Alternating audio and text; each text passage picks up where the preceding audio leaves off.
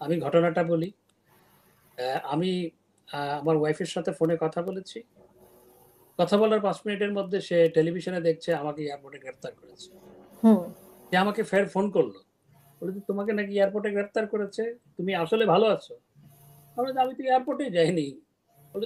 আমি তো টেলিভিশন দেখছি না তখন। আমার ওখানে টেলিভিশন ছিল না আমি যেখানে ছিলাম। তো হুম। বলল যে, "তুমি কি আসলে কি ভালো আছো?" আমি এয়ারপোর্টে যাইনি। আমাকে গ্রেফতার করার প্রশ্ন আসবে কেন? এই যে কতগুলা আগের ফুটেজ দিয়ে এরকম একটা নিউজ করা, এই অর্বাচীনের মতো যে সমস্ত সাংবাদিক এগুলো করেছে, আজ পর্যন্ত আমাকে জবাব দিতে হয় এগুলো। আর আমি অত বোকা নয় যে আমি সেই পরিস্থিতিতে আপনার এয়ারপোর্টে যাব। যেখানে আমার ফোনেই আমি বন্ধ রেখেছিলাম। আমার সমস্ত ফোনগুলোই বন্ধ ছিল। এমনকি ফোন সেট আমার সাথে ছিল না। আমার যে রেগুলার ফোন সেট সেগুলো আমার কাছে ছিল না। কারণ ফোন সেটের মাধ্যমে ফোন বন্ধ থাকলেও ফোন সেটের মাধ্যমে আপনি কোথায় আছেন সেটা ট্র্যাক করতে পারে।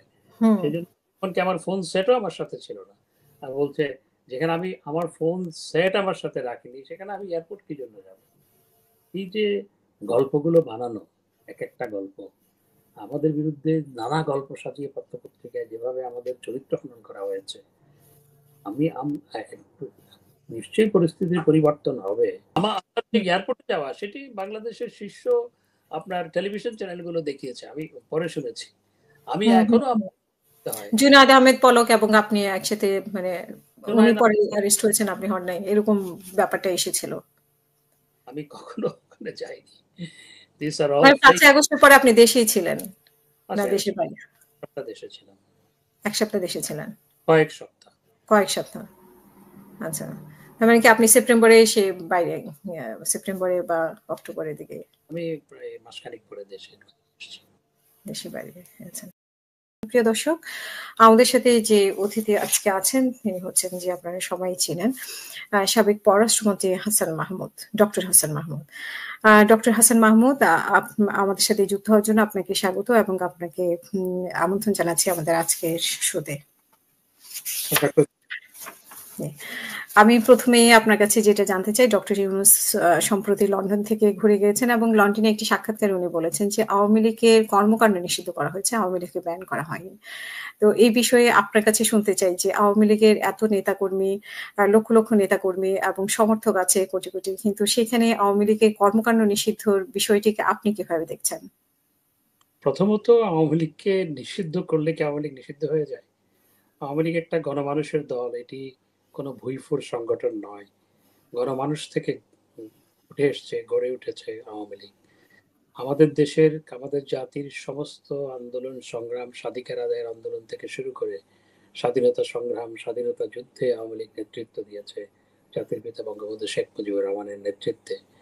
এবং আওয়ামী লীগ তো স্বাধীনতার পরে যতগুলো নির্বাচন হয়েছে যদি বিশ্লেষণ করেন, সংসদ নির্বাচন এবং সবগুলো যদি গড় করেন তাহলে আপনি দেখতে পাবেন আওয়ামী লীগের সমর্থক সংখ্যা হচ্ছে পার্সেন্টেজ ওয়াইজ আওয়ামী লীগের সমর্থক দেশের 40 থেকে 50% মানুষ। 2008 আমরা 50%-এরও বেশি, প্রায় 60%-এর কাছাকাছি ভোট পেয়েছিলাম। বাংলাদেশে আজকে যদি মানুষকে জিজ্ঞেস করেন, অনলাইনে নানা জরিপ দেখেন, আমি অনলাইনের জরিপের উপর ভিত্তি করে বলছি না। আজকে যদি জিজ্ঞেস করেন একেবারে সাধারণ মানুষ থেকে শুরু করে গৃহিণী থেকে শুরু করে ছাত্র সবাই বলবে যে আগেই ভালো ছিল, শেখ হাসিনাই ভালো ছিল, এই কথা সবাই বলবে। কিন্তু আপনি 2008-এর কথা বলছেন, কিন্তু 2014, 18, 24-এর নির্বাচনের কথা বলছেন না কিন্তু। সেখানে তো আরো বেশি পার্সেন্টেজ হয়েছে। তো আমি সেখানে তো পার্সেন্টেজ আরো বেশি। সেই জন্য 2008-এ যেহেতু সব রাজনৈতিক দল অংশগ্রহণ করেছে, 2018-তেও সব রাজনৈতিক দল অংশগ্রহণ করেছে। কিন্তু সেই নির্বাচন নিয়ে যেহেতু অনেক প্রশ্ন আছে, 2008-এর নির্বাচন নিয়ে তো প্রশ্ন নাই। সেই জন্যই আমি 2008-এর নির্বাচনের রেফারেন্স দিচ্ছি। তো এরকম একটা দল, যেই দল দেশের প্রায় 50% মানুষের সমর্থন এনজয় করে এই দলের প্রতি, এমনকি এখন আওয়ামী লীগের অ্যাপ্রুভাল রেট বা শেখ হাসিনার অ্যাপ্রুভাল রেট অনেক হাই, সেটি 70-80%। সেই দলকে, সেই দলের কর্মকাণ্ড নিষিদ্ধ করা আর দল তো কর্মকাণ্ডের মাধ্যমে বাঁচে। তো এটির মধ্যে খুব একটা পার্থক্য নেই। এটি আসলে মানুষের কণ্ঠরোধ করে রাখা ছাড়া অন্য কোনো কিছু নয়। এবং এটি মানুষের গণতান্ত্রিক অধিকার হরণ, মানুষের কণ্ঠরোধ, ফ্রিডম অফ স্পিচের উপর আঘাত এবং গণতান্ত্রিক ব্যবস্থার উপর আঘাত, সবকিছুর উপর আঘাত এবং মানবাধিকারের উপর আঘাত।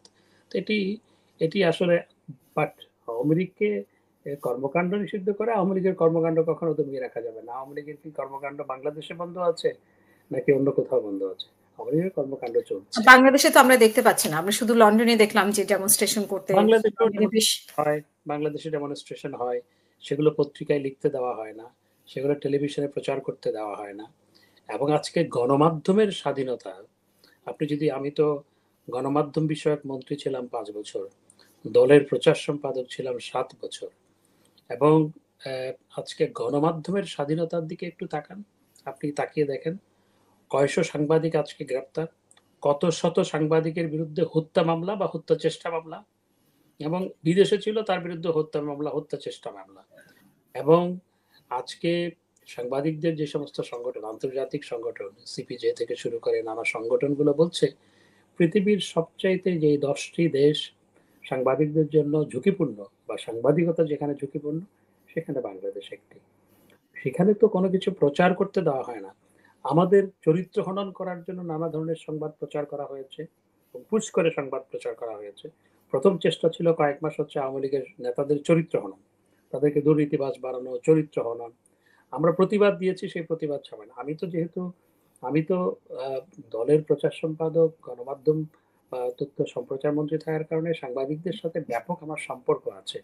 এবং সেটি শুধু সেই কারণে নয়, আমি দীর্ঘদিন ধরে, আমি যখন ছাত্রলীগের একেবারে কলেজের শাখার সাধারণ সম্পাদক, তখন থেকে আমি প্রেস রিলিজ লিখি এবং গণমাধ্যমে দিয়ে আসতাম। তখন তো ফ্যাক্স ছিল না, তখন ইমেল ছিল না, তখন গিয়ে গিয়ে দিয়ে আসতে হতো। সংবাদকর্মীর মতো কাজ করেছে। সুতরাং আমার সাথে দীর্ঘ 40, 45, 46 বছরের একটা সম্পর্ক আছে গণমাধ্যমের সাথে। তো তারা কিন্তু বলে, গণমাধ্যমের কথা যদি আসে তাহলে তো বলে যে আমি একটু 15 বছরে আমি অনেকেই কথা বলতে পারেনি, আমি যারা একটু এখন কথা বলতে পারছে, যা আবার অনেকে এখন কথা বলতে পারছে না, মানে স্বাধীনভাবে নিউজ প্রকাশ করতে পারছে না, সেরকমও তো একটু বলি। তো তাদের বক্তব্য হচ্ছে যখন আমরা রিজয়েন্ডার দিয়েছি, তা তখন বললো যে আমাদের রিজয়েন্ডার ছাপাতে নিষেধ আছে, পারবো না। আমাদের সময় কেমন ঘটেছে, রিজয়েন্ডার দিলে রিজয়েন্ডার পত্রিকা ছাপায় নাই বা সরকার থেকে নিষেধ করা হয়েছে। আমি আমি যখন তথ্য সম্প্রচার মন্ত্রী ছিলাম তখন আমার বিরুদ্ধে পত্রিকা নিউজ করতো, টেলিভিশনেও নিউজ হয়েছে। এখন তথ্য সম্প্রচার মন্ত্রী বা কোনো মন্ত্রীর বিরুদ্ধে, উপদেষ্টার বিরুদ্ধে নিউজ, উপদেষ্টাকে প্রশ্ন করেছে, সেই জন্য সাংবাদিকের চাকরি চলে গেছে। এটি বাংলাদেশের ইতিহাসে কখনো ঘটেছে কি? এমনকি পাকিস্তান আমলে, আইব খানের আমলেও কি ঘটেছে যে ক্ষমতাসীন কাউকে প্রশ্ন করার কারণে তার চাকরি চলে গেছে? এবং এইভাবে সাংবাদিকদেরকে গণহারে হত্যা মামলা দেওয়া, গ্রেপ্তার করা, এটি কি আমাদের দেশে কখনো ঘটেছে? কখনো ঘটেনি।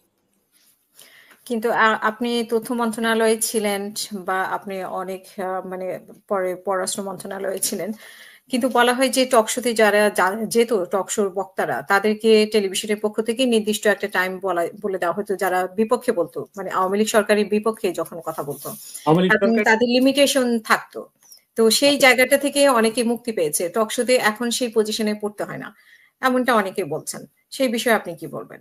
প্রথমত টক শোতে যেভাবে আওয়ামী লীগের বিরুদ্ধে, টক শো তো বলাই হতো শুধু আওয়ামী লীগের বিরুদ্ধে, আওয়ামী লীগের পক্ষে তো খুবই কম। আওয়ামী লীগের পক্ষে হয়তো 20%, যখন আওয়ামী লীগ ক্ষমতায় ছিল তখনকার কথা বলছি। আর 80% হচ্ছে সরকারের বিরুদ্ধে বা এস্টাবলিশমেন্টের বিরুদ্ধে বলা হতো।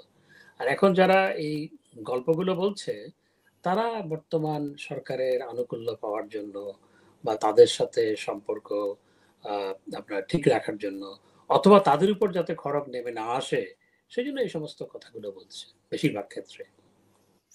যে আপনি নির্বাচনের প্রসঙ্গে একটি কথা বলেছিলেন যে পার্সেন্টেজ অনেক হাই ছিল 2024, 18 বা 14, তো আপনারা মানে এক ধরনের নিজেরাই নির্বাচনের মতো অবস্থা।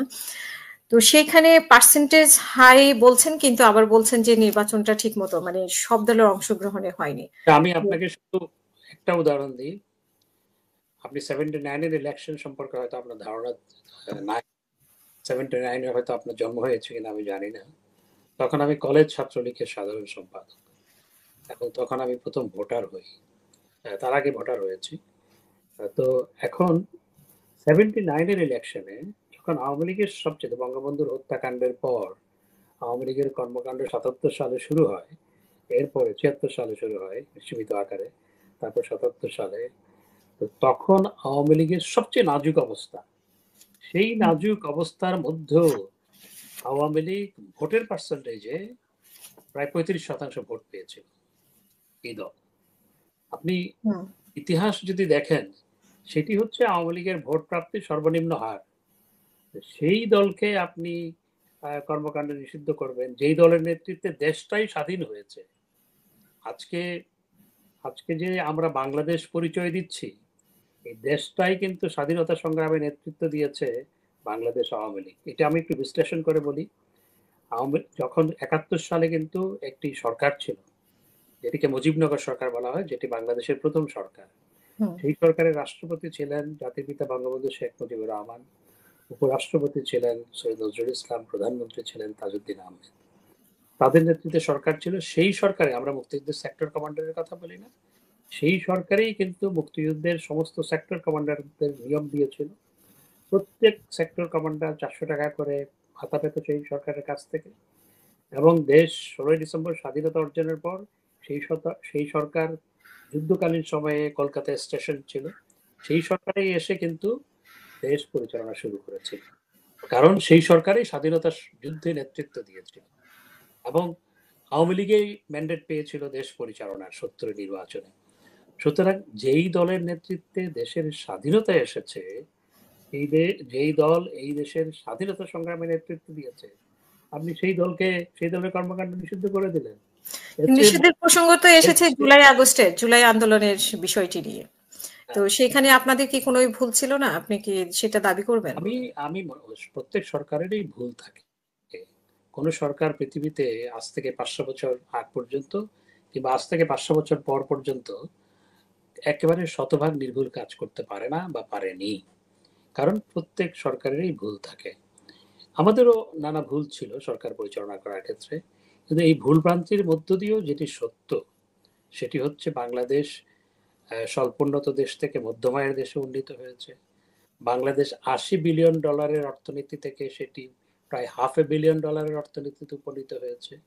বাংলাদেশের মানুষের পার ক্যাপিটা ইনকাম $৫০০ থেকে সেটি প্রায় $৩,০০০ উন্নীত হয়েছে। দারিদ্র ৪১% থেকে সেটি ১৮% নেমে এসছে।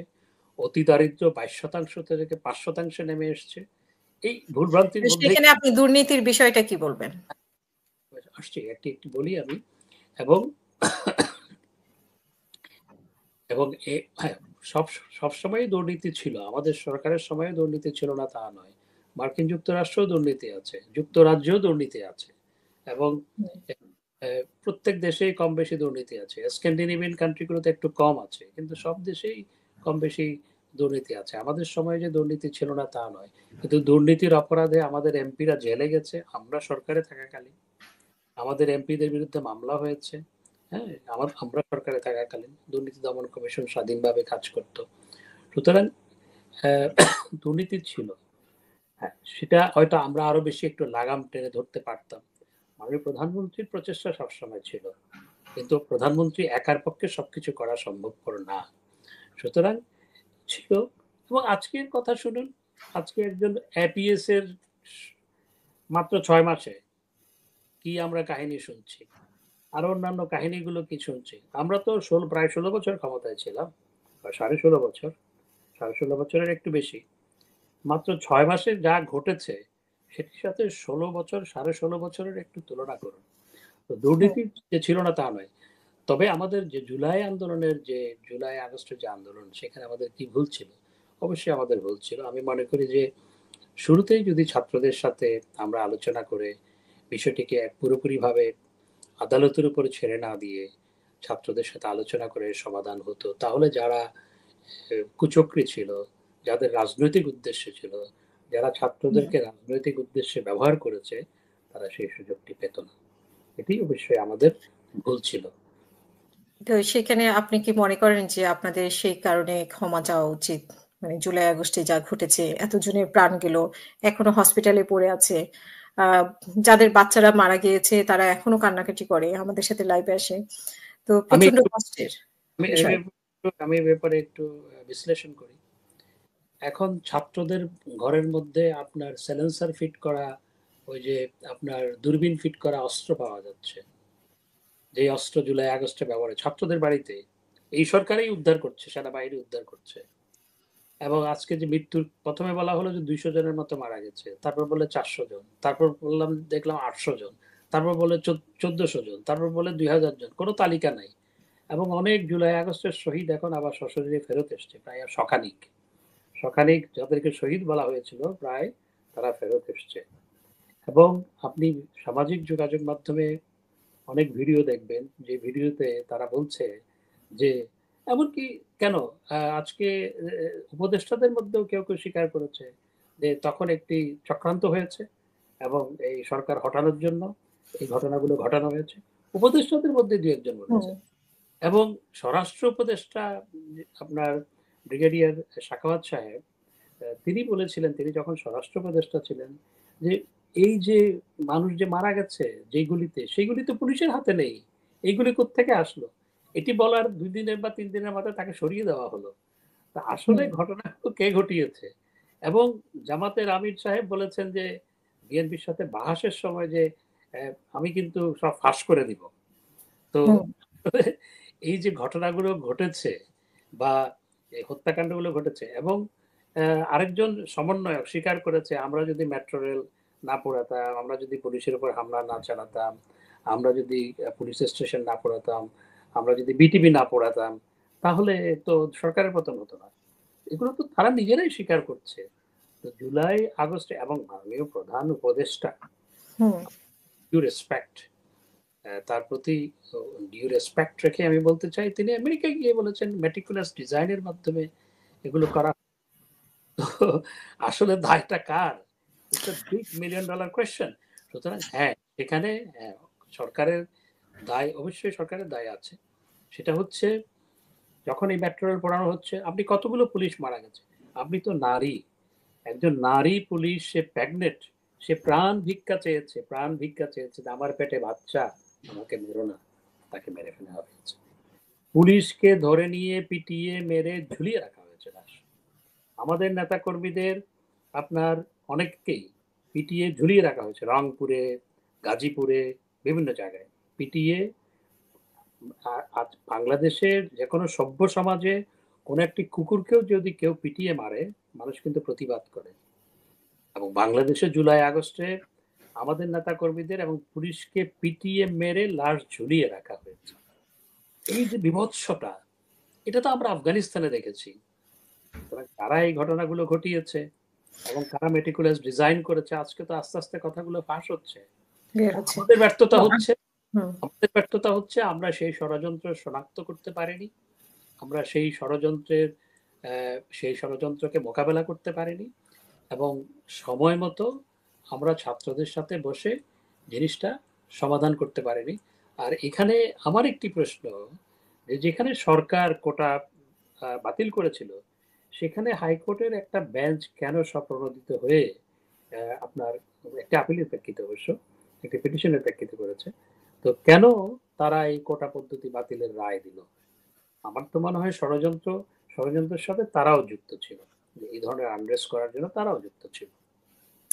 আপনি যে কথাগুলো বলেছেন যে আপনি যেটা দেখেছেন বা শুনছেন, এখন শুনছেন জুলাইয়ের আন্দোলনকে নিয়ে ঘিরে, কিন্তু আমরা তো এটাও দেখেছি স্বরাষ্ট্র মন্ত্রীকে বলতে একজন পুলিশ কর্মকর্তা বলছেন যে একটা মারলে একটা যায়, বাকিটা যায় না। তো উনি তো এটা শুনছিলেন, এই চিত্র তো আমরা দেখেছি। তো সেটা কি বর্ণনা দেবেন? দেখুন, পুলিশ যখন আক্রান্ত হয়েছে, আপনি যখন আক্রান্ত হন, তখন আপনার কিন্তু সেলফ ডিফেন্সের অধিকার আছে আইন অনুযায়ী, বাংলাদেশের আইন অনুযায়ী, ইউকের আইন অনুযায়ী, যে কোনো দেশের আইন অনুযায়ী।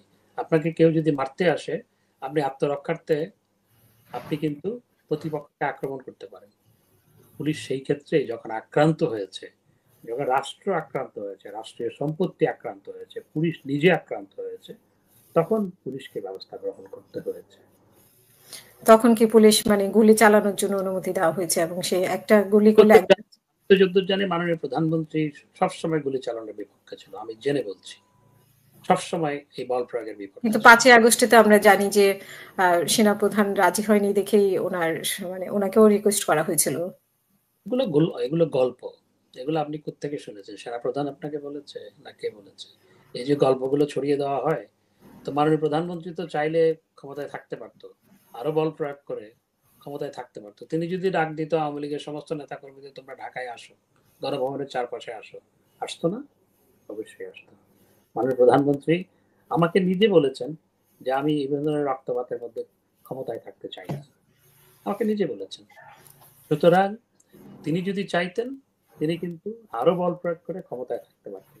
তিনি চান নাই দেশে এই হানাহানি অব্যাহত থাকুক, সেজন্যই তিনি ক্ষমতা ত্যাগ করার সিদ্ধান্ত গ্রহণ করেছিলেন, যদিও বা তিনি আনুষ্ঠানিকভাবে পদত্যাগ করেন নাই। পদত্যাগ করেননি বলতে যেটা আমরা মাঝখানে শুনেছি যে পদত্যাগ পত্র নেই বা সাইন করেননি, সেই বিষয়টি কি আপনি বলছেন নাকি উনি? না, তিনি যে পদত্যাগ করেছেন সেটি অর্থাৎ অডিও অর লিখিত কোনো কিছু তো নাই। এটা তো মাননীয় মহামান্য রাষ্ট্রপতিও বলেছেন যে তার কাছে কোনো লিখিত ডকুমেন্ট নেই। আপনার কি মনে হয় যে আগামী নির্বাচনের কথা বলা হচ্ছে, আলোচনা হচ্ছে যে ফেব্রুয়ারিতে নির্বাচন হবে, এই নির্বাচনে আওয়ামী লীগের কোনো সুযোগ আছে কিনা? যদিও এখানে বলা হচ্ছে যে বিচার এবং সংস্কারের কথাটা উল্লেখ আছে, তো বিচার শেষ না হওয়া পর্যন্ত আওয়ামী লীগের কর্মকাণ্ড নিষিদ্ধ। সেই প্রেক্ষাপটে নির্বাচনের বিষয়ে আওয়ামী লীগের কি ভাবছেন বা কি? আমাদের মানে প্রধান উপদেষ্টাও কয়েকদিন আগে বলেছিলেন যে আওয়ামী লীগকে সিদ্ধান্ত নিতে হবে তারা নির্বাচনে আসবে কি আসবে না। তো সমস্ত প্রেক্ষাপট মিলে আপনি কি বলবেন নির্বাচনের বিষয়ে, আগামী নির্বাচনে? দেখুন, প্রথমত ফেব্রুয়ারিতে নির্বাচন করার ঘোষণা এখনো সরকার দেয়নি, কিন্তু সরকার এখনো পর্যন্ত সরকারের পক্ষ থেকে যে ঘোষণা আছে সেটা হচ্ছে এপ্রিলের প্রথমার্ধে নির্বাচন হবে। এবং এখানে বিএনপির ভারপ্রাপ্ত মহাসচিবের সাথে লন্ডনে বিএনপির ভারপ্রাপ্ত চেয়ারম্যানের সাথে বৈঠক করে যেটি বলা হয়েছে, যদি এই হয় তাহলে ফেব্রুয়ারির প্রথমার্ধে নির্বাচন হতে পারে, সেই কথা বলেছে। সেটি বলে যাওয়ার পর কিন্তু এখনো পর্যন্ত সরকারের পক্ষ থেকে সেটি সপক্ষে কোনো কিছু বলা হয়নি। সুতরাং আমি প্রচন্ডভাবে সন্দিহান আসলে ফেব্রুয়ারিতে কোনো নির্বাচন আদৌ হতে যাচ্ছে কিনা। এটি একটি প্রথম। সেখানে যৌথ বিবৃতিতে যেটা বলা হয়েছে, যৌথ বিবৃতিতে বলা হয়েছে যে বিচার যদি হয়, এই সংস্কার যদি হয় এবং সবকিছু অনুকূলে থাকে, আরো precondition, there are many conditions, and এই কন্ডিশনগুলো যদি ফুলফিল হয় তাহলে ফেব্রুয়ারির প্রথমার্ধে নির্বাচন করা যেতে পারে। হবে এটা বলা হয়নি, করা যেতে পারে। কিন্তু সেই ঘোষণা দেওয়ার পর তারপর কিন্তু গিয়ে এখনো পর্যন্ত সরকারের পক্ষ থেকে কিছুই বলা হয়নি। তো আমি মনে করি যে সরকারের আসলে সেই সময় নির্বাচন দেওয়ার কতটুকু ইচ্ছা আছে, that is a big question প্রথমত। আর বিএনপি যেটি সন্দেহ করছে সেটা এপ্রিল মাস হচ্ছে নির্বাচনের জন্য কখনো উপযোগী সময় নয়। তো কেন এপ্রিল মাসকে বেছে নেওয়া হলো? 28শে এপ্রিল ঘূর্ণিঝড় হয়েছিল, আপনার মনে আছে? 91 সালে মনে আছে, এরকম পরিস্থিতি আমি থাকে। শেষ করে নিই, আপনার প্রশ্নের উত্তর কিন্তু আমি দেইনি এখনো। তো সরি, কারণে একটু এখন এবং এই নির্বাচন, যে নির্বাচনে যদি নির্বাচন হয়, আওয়ামী লীগকে বাদ দিয়ে কোনো নির্বাচন হলে সেটিতে কখনো গ্রহণযোগ্য হবে না। যেই দলের পক্ষে প্রায় 50% মানুষ, যেই দলকে কোটি কোটি মানুষ যে দলকে সমর্থন করে, যেই দল দেশের স্বাধীনতা সংগ্রামে নেতৃত্ব দিয়েছে, সেটিকে বাদ দিয়ে যদি কোনো নির্বাচন হয়, সে নির্বাচন প্রথমত জাতীয় এবং আন্তর্জাতিকভাবে গ্রহণযোগ্য হবে না। দ্বিতীয়ত, সেই নির্বাচনের মাধ্যমে কোনো সরকার গঠিত হলো সেটির স্থিতিশীলতা নিয়ে সবসময় প্রশ্ন থাকবে, দেশের স্থিতিশীলতা নিয়ে সবসময় প্রশ্ন থাকবে। সুতরাং তবে আজকের প্রেক্ষাপটে আওয়ামী লীগকে তো নির্বাচনে অংশগ্রহণ করার কোনো সুযোগ নেই। আর আওয়ামী লীগের প্রতি যে পরিমাণ হোস্টাইল আচরণ, প্রথমত আওয়ামী লীগের কর্মকাণ্ড নিষিদ্ধ করা হয়েছে। আর আওয়ামী লীগকে যদি হাত পা বেঁধে বলা হয় পুকুরে ঝাঁপ দাও, তাহলে তো আওয়ামী লীগ সেই ক্ষেত্রে পুকুরে ঝাঁপ দিতে পারে না, সেটিও মাথায় রাখতে হবে। সুতরাং আমি মনে করি যে দেশে নির্বাচন হলে সব দলের অংশগ্রহণে একটি গ্রহণযোগ্য নির্বাচন হওয়া প্রয়োজন। আর সেটি করতে হলে পরে আজকের যে এই প্রশাসন, সে সবার জন্য সমান আচরণ করেন। আজকে দেশ যে প্রশাসন চালাচ্ছে সেই প্রশাসনকে এখন সবাই সন্দেহের চোখে দেখছে।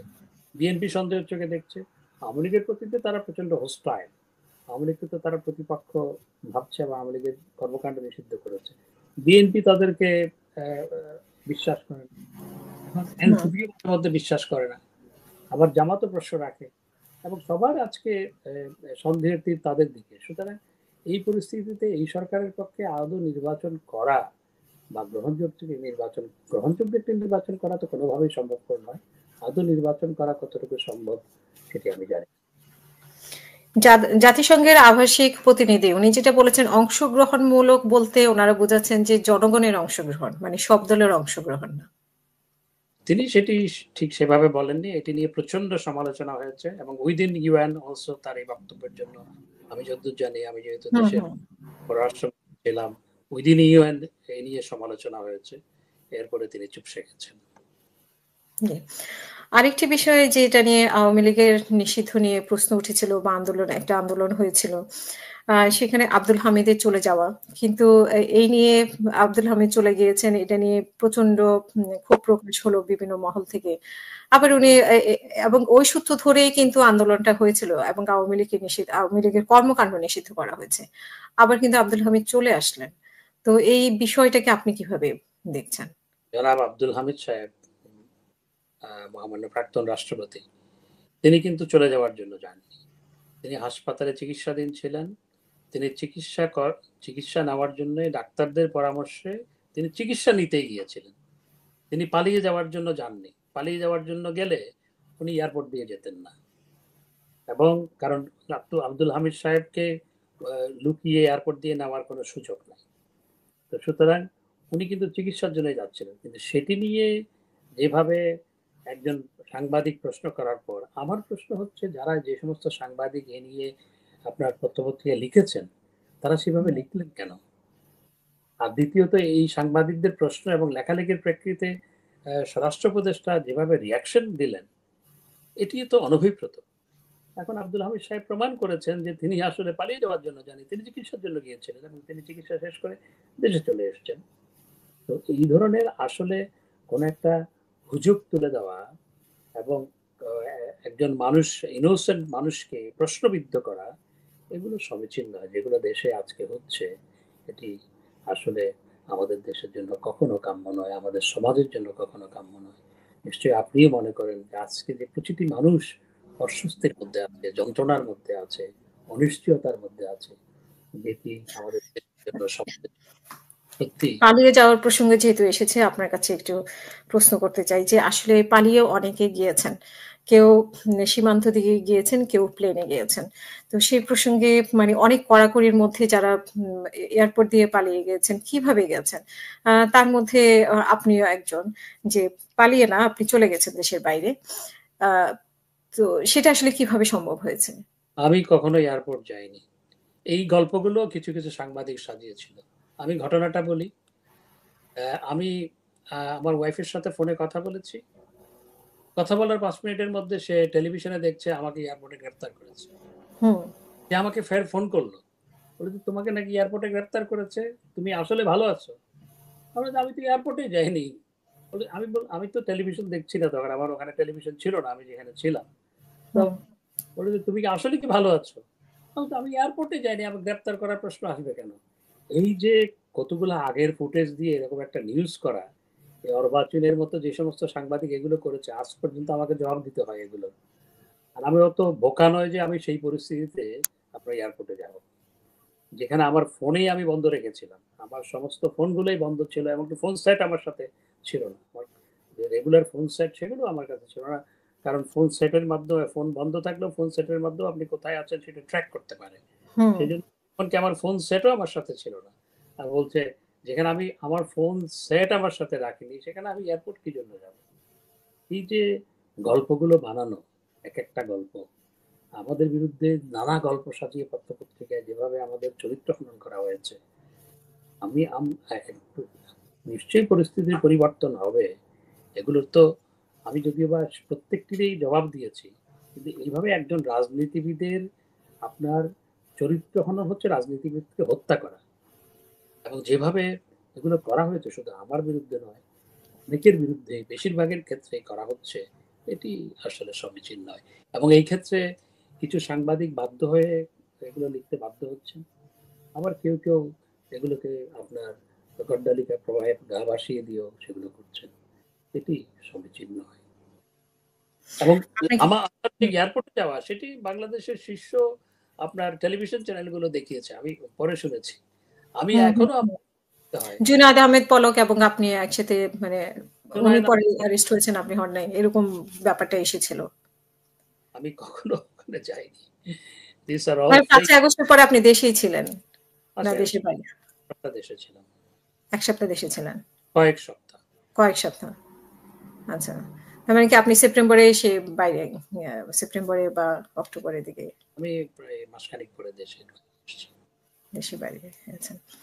আচ্ছা, চরিত্র হনন মানে রাজনীতিকদের চরিত্র হনন এভাবে করা হয়, যেটা আপনি বলছিলেন।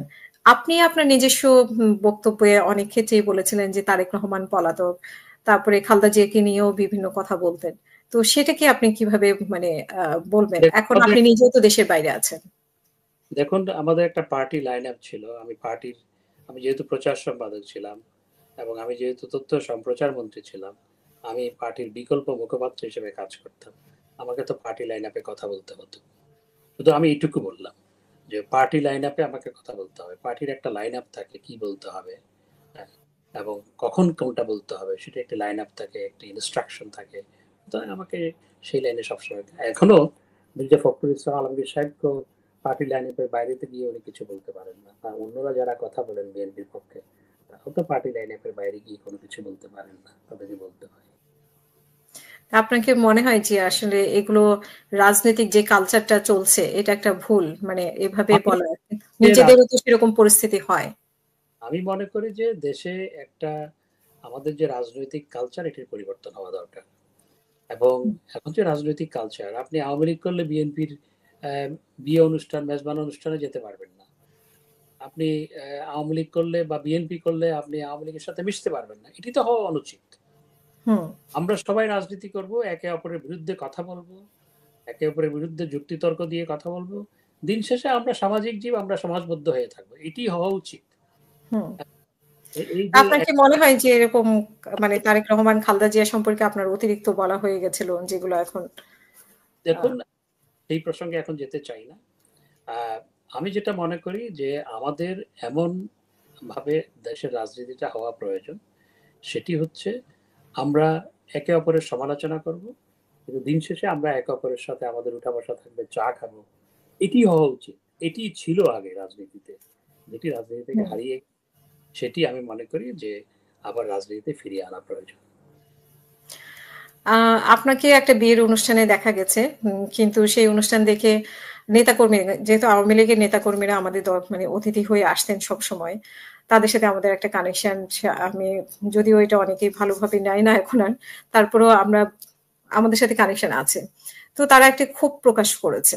তো সেই ক্ষোভটাকে আপনি কিভাবে যে তারা মনে করে যে আপনারা অনেক ভালো আছেন দেশের বাইরে, আনন্দ ফুর্তি করছেন। কিন্তু তারা কষ্ট আছে, তারা খেতে পাচ্ছে না, তারা চলাফেরা করতে পারছে না। তারা মামলা যারা খেয়েছে তারা মামলা সামলাতে পারছে না। এরকম অনেক দুরবস্থা। তো সেই অবস্থাটাকে আপনি কিভাবে বর্ণনা করবেন? আমাদের নেতাকর্মীরা অবশ্যই অবর্ণনীয় দুর্দশার মধ্যে আছে। আমরা নেতাকর্মীদের নিয়মিত খোঁজ খবর নেই, আর খোঁজ খবর নেওয়াটা তো সবাইকে বলে বা টেলিভিশনে বিজ্ঞাপন দিয়ে বা পত্রিকায় বা সামাজিক যোগাযোগ মাধ্যমে প্রচার করে তো খোঁজ খবর নিতে হয় না। খোঁজ খবর আমরা হুম, সবসময় নিয়েছি। আমাদের কাছে আমার পরিবারের চেয়েও আমাদের নেতাকর্মীরা হচ্ছে আমাদের মূল পরিবার। আমরা যারা রাজনীতি করি, আমরা যারা তৃণমূল থেকে রাজনীতি করে এসেছি, মিছিলের পিছনের সারির কর্মী থেকে শুরু করে তারপর আজকে রাজনীতির এই পর্যায়ে এসেছি, আমাদের কাছে দলটাই পরিবার। নিজের পরিবারের চেয়েও দলটাই হচ্ছে মুখ্য আমাদের কাছে সবসময়। এবং এটা আমার পরিবারও জানে। আমার ছেলে মেয়েরা আমাকে কখনো, তারা আজকে 24 বছর বয়স হয়েছে বড় বড় বড় সন্তানের, তারা আমাকে কখনো পায়নি। সুতরাং আহ, আপনি যে বিয়ের অনুষ্ঠানের কথা বলছেন, সেটি আমাদের দলের দলের সাধারণ সম্পাদকের ছেলের বিয়ে। হুম। ফারুক ভাই দল ছিলেন।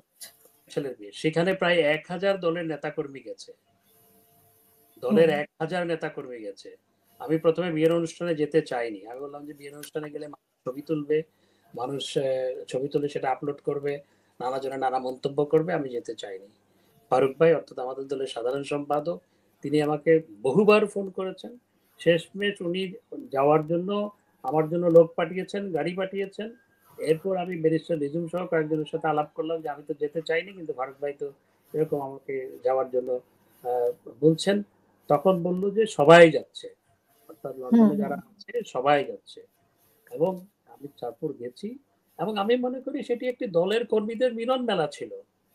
এবং সেখানে গিয়ে আমি যেটা দেখেছি, যারা সেখানে যায়নি তারা তো জানে না, আমি বাংলাদেশ মন্ত্রী থাকাকালীন কোনো বিয়ের অনুষ্ঠানে গেলে যেভাবে দাঁড়াতে পারতাম না, ছবি তোলার জন্য যেভাবে চারপাশে ঘিরে ধরতো, আমি সেখানে কয়েক ঘন্টা ছিলাম, প্রতিটা মুহূর্ত তাই ছিল। কমপক্ষে 600-700 মানুষ আমার সাথে ছবি তুলেছে। তো সেটি আমার দলের একটা দলের সাধারণ সম্পাদকের ছেলের বিয়ের অনুষ্ঠানে গেছি। তো সেটি তো কোনো অপরাধ বলে আমি মনে করি, এবং সেটি অনেক জোরাজুরি করার পর গেছি, সেটি তো কোনো অপরাধ নয়। তাহলে কি বিদেশে এসে আমি লুকিয়ে মুখ লুকিয়ে কেউ না দেখে মতো বসে থাকবো নাকি? আমরা তো সেটা করা উচিত না। তো তারেক রহমান কি বিয়ের অনুষ্ঠানে যায় না, তাদের সামাজিক অনুষ্ঠানে যায় না, বা বিএনপির নেতারা গত 15 বছর যারা বিদেশ ছিল তারা অনুষ্ঠানে যায়নি, বা সুতরাং কারো কোনো বিয়ের অনুষ্ঠানে যাওয়া সেটি কোনোভাবেই অপরাধ নয়। তারপরেও আমি যেতে চাইনি। আমি যখন গিয়েছি আমি দেখলাম যে সেখানে সমস্ত নেতাকর্মীরা যাচ্ছে, আমি না গেলে বরং সেটি আমার একটা অপরাধ হবে যে সমস্ত নেতারা যাচ্ছে, কর্মীরা যাচ্ছে, পার্টির সবাই যাচ্ছে। তো আমি না গেলে বরং আমার উপর একটা ব্লেম আসবে যে সবাই গেছে আমি যাইনি। এবং আমাকে এও বলা হলো যে সেখানে সব নেতা কর্মীরা, এবং সেখানে শুধুমাত্র লন্ডনের নয়, সেখানে ইউরোপের বিভিন্ন দেশ থেকে আমাদের নেতারা এসছে, ইউকের বিভিন্ন শাখা থেকে নেতারা এসছে, সবার সাথে আমরা দেখা হয়েছে, বৈঠক হয়েছে। আমাকে বললো যে সবার সাথে দেখা হবে, কথা বলার সুযোগ হবে, আপনি দলের 1 নম্বর জয়েন্ট সেক্রেটারি, সুতরাং আপনি না আসলে তো এটা হয় না। সুতরাং সেই জন্যই যাওয়া হয়েছে। আর যারা এগুলো লিখেছে সামাজিক যোগাযোগ মাধ্যমে, কেউ কেউ দু একজন উস্কে দিয়েছে, তারপর ওটার সাথে গড্ডা লিখে প্রবাহে, এটার তো জবাব আমার মনে হয় আমাদের নেতা কর্মীরা সঠিকভাবে দিয়েছে। এবং ব্যারিস্টার নিজুমকে দেখেছি আমি একটা সুন্দরভাবে সেটা একটা জবাব দিয়ে দেবো। সে বলেছে যে আমি ডক্টর হাসান ভাইকে আমি পার্সু করেছি নিয়ে যাওয়ার জন্য, বাট ইটস ফ্যাক্ট। আমি আরেকটা নিউজ নিশ্চয়ই আপনাদের চোখে পড়েছে যে আওয়ামী লীগের আজকে এই অবস্থার জন্য আপনাদের 4-5 জনকে দায়ী করা হয়, তার মধ্যে আপনি এবং জনাব ওবায়দুল কাদেরকে দায়ী করা হয় বিশেষভাবে। তো এই এই ব্যাপারে আপনার কি মতামত? পার্টির হায়ারার্কি যেহেতু আমরা আছি, যেহেতু কাদের ভাই জেনারেল সেক্রেটারি, আমি জয়েন্ট জেনারেল সেক্রেটারি, তারপর বা অন্যান্য যারা আছেন যে প্রেসিডেন্ট মেম্বার বা অন্যান্য যারা আছে যাদের নামে বলা হয়, এটা পার্টির হায়ারার্কির কারণে বলা হয়। অবশ্যই পার্টির বিপর্যয়ের জন্য তো আমাদের সবাইকেই আমরা আসলে, পার্টির যখন বিপর্যয় হচ্ছে, আমরা যখন বিপর্যস্ত, এটি তো যে হোল পার্টির দায়। অবশ্যই সেটি তো দায় আমাদের উপর বর্তাবে, এটা খুবই স্বাভাবিক। কিন্তু এটি আমি তো বলেছি যে আমাদের অনেক কিছু ভুল ছিল, কিন্তু যেভাবে ওই পিন পয়েন্ট করে অমুক অমুক অমুক অমুক, this is absolutely wrong and bogus. Pin point করে যেটি বলা হয়। আর আমার কথা বলি, আমি তো পররাষ্ট্রমন্ত্রী ছিলাম। আমি পররাষ্ট্রমন্ত্রী হিসেবে জুলাই আগস্টের বেশিরভাগ সময় ছিলাম বিদেশে। আমি আবার বলছি, জুলাই আগস্টের বেশিরভাগ সময় আমি বিদেশে ছিলাম। আমি লন্ডন থেকে গেছি 2 তারিখ রাত্রে ফ্লাইটে, 3 তারিখ সন্ধ্যায় আমি দেশে গিয়ে পৌঁছেছি। আমি ওই সময়টা, অর্থাৎ যখন দ্রুত পরিস্থিতি পাল্টাচ্ছিল, তখন পুরো সময়টাই কিন্তু আমি বেশিরভাগ সময় বিদেশে ছিলাম। অর্থাৎ 10 দিন বিদেশে, 4-5 দিন দেশে, রাষ্ট্রমন্ত্রী হিসেবে আমাকে আসতে হয়েছে। এবং তখনও এসছি, সেটিও এই আন্দোলনের প্রেক্ষিতে। অর্থাৎ এখানে আমার ইউকের ফরেন মিনিস্টারের সাথে আমার মিটিং ছিল, ইউরোপিয়ান ইউনিয়নের ফরেন সেক্রেটারির সাথে আমার মিটিং ছিল, তারপর দি হেগে আপনার আইসিসির চিফ প্রসিকিউটর করিম খানের সাথে আমার মিটিং ছিল। এগুলো জুলাই আন্দোলন কেন্দ্রিক বিষয়গুলো ব্রিফ করার জন্যই আমি এসেছিলাম। এবং একই সাথে অ্যাপোস্টাইল কনভেনশন, সেটি জুলাই 31শে জুলাই আমি সাইন করেছি। আজকে বাংলাদেশের প্রতি বছর 500-700 কোটি টাকা সাশ্রয় হবে মানুষের। এবং আপনি জানেন যে বিদেশে কোনো ছাত্র আসতে হলে, বিদেশে কোনো কেউ চাকরি নিয়ে আসতে হলে, ফ্যামিলি রিউনিয়ন করতে হলে, তাহলে তাদেরকে আপনার সার্টিফিকেটগুলো বাংলাদেশে টেস্ট করার পর আবার এখানে করতে হতো। এখন থেকে কিন্তু সেটি আর করতে হবে না। এবং সেটির জন্য সাইন করার জন্য ডেট দিয়েছিল 31শে জুলাই, 30 কি 31শে, আমার ডেটটা ঠিক মনে নেই। এবং সেটি মন্ত্রীকে বা প্রধানমন্ত্রীকে সাইন করতে হয় নিয়ম অনুযায়ী। সেই জন্য আমি এসেছিলাম। আমার দেশের আজকে যে অ্যাপোস্টাইল কনভেনশন নিয়ে এই সরকার বলছে আমরা অ্যাপোস্টাইল কনভেনশনে মেম্বার হয়েছি, তোমরা সাইন বাই। এবং মাননীয় প্রধানমন্ত্রীকে আমি জিজ্ঞেস করেছিলাম যে এই পরিস্থিতিতে আমি যাব কিনা। তখন মাননীয় প্রধানমন্ত্রী বললো যে এটা তো অত্যন্ত গুরুত্বপূর্ণ, দেশের জন্য লাভ হবে, দেশের মানুষের জন্য লাভ হবে, ইউ শুড গো। লাইক তো ওই সময়টা, যে সময়ে পরিস্থিতিগুলো ঘটেছে, ঘটনাগুলো ঘটেছে, তখন আমি বেশিরভাগ ক্ষেত্রে বিদেশ ছিলাম। ৩ তারিখ সন্ধ্যাবেলায় আমি দেশে গেছি। না, এটা আসলে বলা হয় গত ১৫ বছরের কথাই বলা হয় যে গত ১৫ বছরে আপনাদের হস্তক্ষেপের কারণে আসলে দলের অনেক ক্ষতি হয়েছে। বিশেষ করে নমিনেশন বাণিজ্যের বিষয়টা আ সামনে এসেছে বারবারই। যে নমিনেশন বাণিজ্যের কারণে যোগ্য ব্যক্তিগুলো যোগ্য স্থানে যেতে পারে নাই। যারা যোগ্য এবং দক্ষ না তারা এমপি হয়েছে, মন্ত্রী হয়েছে এমন কথাগুলো আসে আরকি। হয়েছে, আমি তবে নমিনেশন বোর্ডের মেম্বার না। আমাদের দলের একটা নমিনেশন বোর্ড আছে, সেই বোর্ডের আমি মেম্বার না। এবং নমিনেশনের কথা যেগুলো বলা হয় সেগুলো তো মাননীয় প্রধানমন্ত্রী বা আওয়ামী লীগ সভাপতির সভাপতিত্বে মিটিং হয় এবং নানা রিপোর্ট দিয়ে নমিনেশন দেওয়া হয়। এরপরও যে ভুল নমিনেশন হয় নাই বা অযোগ্য ব্যক্তি নমিনেশন পায় না তা কিন্তু নয়, অবশ্যই হয়েছে। সেগুলো সেগুলো সব দলের ক্ষেত্রেই হয়, যেগুলো গণসংগঠন সেগুলো সব ক্ষেত্রে হয়, সেটি বিএনপির ক্ষেত্রে হয়, অন্যান্য দলের ক্ষেত্রে হয়। এটি কোনো ক্যাডার ভিত্তিক সংগঠন নয় যে এখানে এই ধরনের ভুল হবে না। ভুল হয়, হয়েছে। আওয়ামী বাট লীগের এখন বোর্ডের মেম্বার নই। আওয়ামী লীগের এখন এই পর্যায় থেকে আওয়ামী লীগ আবার কিভাবে রাজনীতিতে আসবে বা দল গোছাবে সেটা কি আদৌ সম্ভব কিনা আপনার কি মনে হয়? মাননীয় প্রধানমন্ত্রী বাংলাদেশ আওয়ামী লীগের সভাপতি জননেত্রী শেখ হাসিনা তিনি দল গুছাচ্ছেন। তিনি প্রত্যেকটি জেলা নয়, একেবারে উপজেলা ইউনিয়ন পর্যায়ের নেতাকর্মীদের সাথে কথা বলছেন, যোগাযোগ রাখছেন, দল গুছাচ্ছেন। তার মনোবল শক্ত আছে। মনে রাখতে হবে তিনি বঙ্গবন্ধু শেখ মুজিবুর রহমানের কন্যা। বঙ্গবন্ধু ২ বার ফাঁসির মঞ্চের কাছাকাছি গেছেন, সেখানেও কিন্তু আপোষ করেননি। শেখ হাসিনাও তাই। এবং শেখ হাসিনা অবশ্যই স্বমহিমায় দেশে ফিরে আসবেন এবং আওয়ামী লীগকে এভাবে দমিয়ে রাখা কখনো সম্ভবপর হবে না। হুম, লয়ারের মধ্যে কখন দেয় একটা মানুষ? উকিল নোটিশ দিয়ে কখন দেয়? যখন তার প্রতিবাদের মধ্যে সত্যতা থাকে, তার প্রতিবাদ করার সক্ষমতা থাকে। এমনকি দুর্নীতি দমন কমিশনের পক্ষ থেকেও যখন এই ধরনের নিউজ ছাপানো হয়েছে, আমি লয়ারের মাধ্যমে প্রতিবাদ দিয়েছি। সুতরাং এই ধরনের বোগাস সংবাদ পরিবেশন করে চরিত্র হনন করা, তো সেটিও আজকে মেটিকুলাস ডিজাইনের একটা অংশ। আজকে জয় আর পুতুলের বিরুদ্ধে বলা হচ্ছে, টিউলিপের বিরুদ্ধে বলা হচ্ছে। টিউলিপ বাংলাদেশে যায়নি। টিউলিপের আকাশের ঠিকানায় টিউলিপের নামে চিঠি পাঠানো হয়। এবং এই যে টিউলিপকে যেভাবে আপনার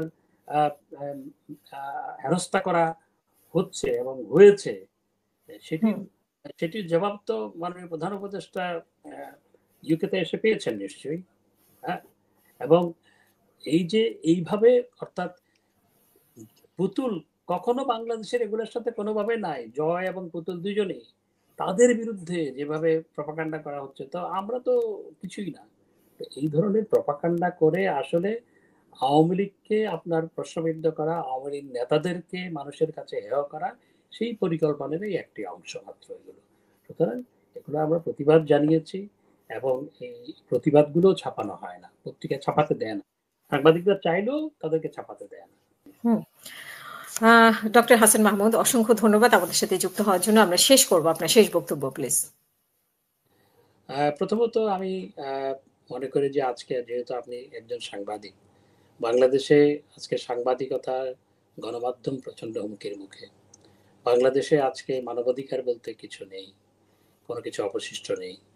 এবং আমি মনে করি বাংলাদেশকে এগিয়ে নিয়ে যেতে হলে politics of denial, politics of confrontation and politics of hatred, এটি বন্ধ হওয়া দরকার। পলিটিক্স করলে একে অপরের প্রতি ঘৃণা, পলিটিক্স অফ ডিনায়াল, আমি যা বলবো সেটি অপরপক্ষ সবসময় সেটাকে ডিনাই করা, সেই সেই রাজনীতি।